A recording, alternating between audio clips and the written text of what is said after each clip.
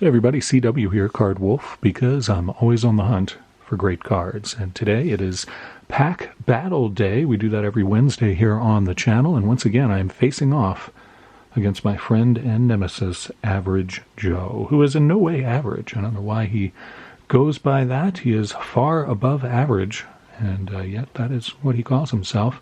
Average Joe today is represented by this happy-looking dragon. It's fearsome, though. I mean, it is a happy-looking dragon, but it's pretty fearsome. I think you can, any dragon really is going to be pretty strong. So that's Average Joe, and I'm represented by this sort of creepy-looking monkey. So that tells you all you need to know about how this battle is going to go. I think the dragon's going to just pound the monkey into submission, and the monkey will not really have much of a chance. I guess maybe the monkey could, climb on the dragon or something. I don't know. But anyway, that's what's going on today in the pack battle. We're doing some vintage packs. We don't usually do this. Usually it's always like a new thing, a new pack or some new blaster box of some kind, something like that. But Joe and I decided we wanted to, make it a little more interesting or confusing. I'm not sure what, but in any event, we pulled some vintage packs out. We're going to be doing a 1990 Fleer, a 1991 Topps, and a 1992 Pinnacle. So you get the first 3 years of the 90s on the channel today, and 3 different brands as well. Pinnacle is a score brand, but kind of, is its own thing. Pinnacle is kind of a higher-end product, and the cards are certainly very nice. I like them a lot. I like 1990 Fleer's design as well, and I'm trying to remember in 1991 Topps, I can't remember if you can pull gold cards out of this or not. I know you don't get one guaranteed, but I thought that you could still pull those out of there. I have to remember if that's true or not. I'm sure we'll find out when we open that. As always, the way this works is Joe will be opening the same things on his channel. Check out my video, check out Joe's video, and let us know in the comments who you think was victorious, who pulled the best cards today. You guys get to decide the winner. That's how this works. I'll put Joe's info in the description box, so all you have to do is click on that link, and you can go over and watch Joe's video if you haven't already. Let's get to opening stuff and see what we get out of this 1990 Fleer pack. One of the better cards you can get is the second year Ken Griffey Jr. That's a pretty nice card to pull out of here. Of course, lots of Hall of Famers in 1990 Fleer, and no bubblegum. Fleer did not put bubblegum in their products. They put stickers, which I like better. I mean, I'm not one of those guys who eats the old bubblegum that people get out of these. I've never understood that. That just seems like you're imperiling your health for no reason there. So Padres sticker starts things off there, and then Paul Kilgus with the Cubs. Alan Trammell, there's a Hall of Famer right off the bat there. That's pretty sweet. Put that in the Wolf layer. A nice Trammell card. And Robbie Alomar.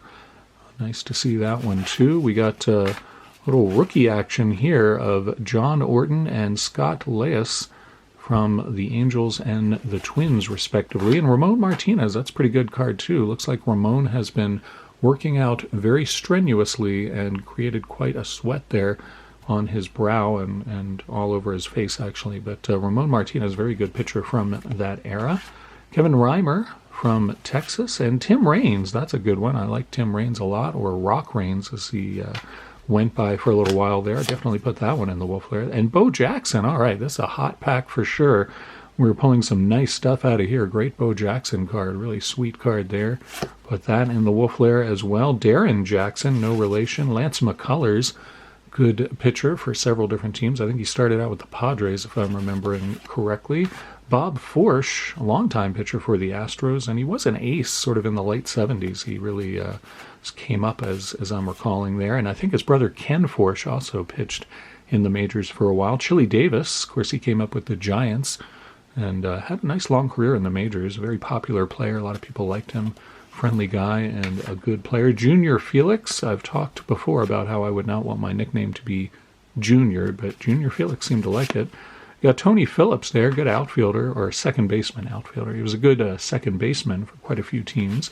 And then John Kruk, who was kind of a guy that I think a lot of people thought would be a superstar, and he was a good player, but never really quite attained superstar status. He is I believe he's a baseball card collector and dealer now. John Kruk, I think you can find his sales and auctions on eBay. I don't remember what his handle is, but it's like Kruk Collecting, or maybe it's Kruk Cards, something like that. I don't remember. Anyway, we get to our next pack. It is 1991 Topps Baseball. We pulled 3 cards out of that first pack for the Wolf Lair, so that's a very good start for us. The Monkey may yet be triumphant today in beating the Dragon. We'll see about that. Of course, there was never a movie called Enter the Monkey. There was only ever a movie called Enter the Dragon. So I don't know what Bruce Lee has to do with any of this, but couldn't resist. All right, let's see what we get out of the Topps 1991. We do get some very old and broken bubblegum there in the wrapper. 91 Topps came in 2 different kinds of wrappers. They had the original wax wrappers, and then they had these sort of plastic wrappers here. It was last year, I think, Topps did wax wrappers. So let's see how we do in here. We got Julio Valera starts things off here with the Mets. Pitcher for them for a little while. Tim Nehring, journeyman infielder, and Randy Bush, outfielder there for the Twins. Another Twins player, Juan Berenguer, who was a very good pitcher for them for a little while. And Julio Franco. I'm telling you, you can pull a Julio Franco card about any pack you open from the 80s and 90s. You're bound to get Julio Franco, and he was a good player. You can see here he's an all-star, very good infielder for a long time, and a pretty solid hitter as well. Deion James from the Indians, and we got Bill Sampson, pitcher for the Expos, Al Osuna, and then we got our propaganda card. We'll toss that aside and flip this over to see Scott Bradley, and then we got Mookie Wilson for the Blue Jays. Of course, he came up with the Mets and was very popular there before going to the Canadian team. Reggie Harris from the A's, Mike Morgan, another pitcher there. Rob Murphy, a lot of pitchers in this pack. Joe Price, and Orioles. That's our first Orioles card there, Joe Price. And we finish off with Gary Ward, who I believe came up with the Twins, if I'm remembering right. Yeah, he did. Twins, Rangers, and then Tigers. So nothing out of there that I feel like deserved Wolf Lair status. That pack was kind of a dud, I have to admit. And I also have gum dust all over my hands from that broken up gum that was in that pack. All right, so let's get into this Pinnacle pack. This is probably, I don't know, this is probably the best pack out of the group. 16 cards in here, and I think Pinnacle, really nice cards. This is, again, 1992, and I believe there are definitely subsets here, and I think there are inserts that you can get out of this Pinnacle product as well, and of course lots and lots of Hall of Famers and good players. Let's see how we do here. We start off with a rookie draft pick of Tyrone Hill, who looks absolutely delighted and thrilled to be on a baseball card, as he should be. I think anybody who's on a baseball card and they're all frowny face and they look annoyed at having their picture taken, you don't understand what an honor it is to be on a baseball card, but Tyrone Hill understands. That's pretty great there. Dan Pasqua, a good power hitter for the White Sox there. He played for a couple other teams too. Tim Nehring with the Red Sox, Andy Moda, and Lance Dixon, another rookie prospect card there for Lance Dixon. And we got Craig Biggio. That's a pretty good card, too. I'll put that in the Wolf Lair. Nice card to get. Brian Harvey, good pitcher for the Angels. And Doug DeCenzo from the Cubs there, laying down the bunt. He's concentrating. It looks like he was successful in that. We got Mike Devereaux. Finally get another Orioles card there. Mike Devereaux, good outfielder for the Orioles for quite a few years, and really reliable hitter. Used to hit leadoff, as I recall. Rob Dibble, one of the Nasty Gentlemen, or Nasty Lads. What was their name? Nasty Fellows? I can't remember. We got Benny Santiago there, the great catcher for the Padres for many years. Always liked him a lot. Terry Pendleton, very good player for the Braves. And Hal Morris, another good power hitter there. Robin Yount, all right, there we go. Robin Yount, listed as a center fielder there. What is up with that? I know that he moved around towards the end of his career, but I don't remember him playing center field. That's nuts. Robin Yount in center field. All right, well, there you go. Robin Yount, Hall of Famer, great player for the Brewers for many years. Chuck Finley, very good pitcher for the Angels during that time. Nice to see that. And our last card is Ivan Calderon from the Expos. Good outfielder, played for several different teams. And that is our Pinnacle pack there. So you have to tell me how you think I did, and check out Average Joe's video and see how he did. These are what I think are our best cards. 3 out of that first Fleer pack. Pretty sweet Alan Trammell there. Timmy Raines and awesome Bo Jackson card. And then out of that last pack, we got a Biggio and a Robin Yount. So several Hall of Famers and some really good players.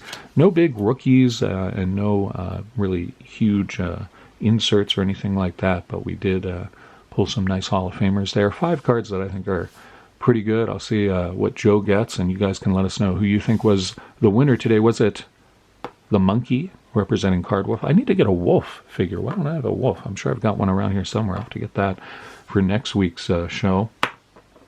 Was it the monkey or was it the dragon? The monkey doesn't even want to stand up. He knows he's been defeated, and the dragon is happily standing on Tyrone Hill's smiling face. So that tells you all you need to probably know. Hopefully these figures really don't mean anything, but usually they're pretty accurate.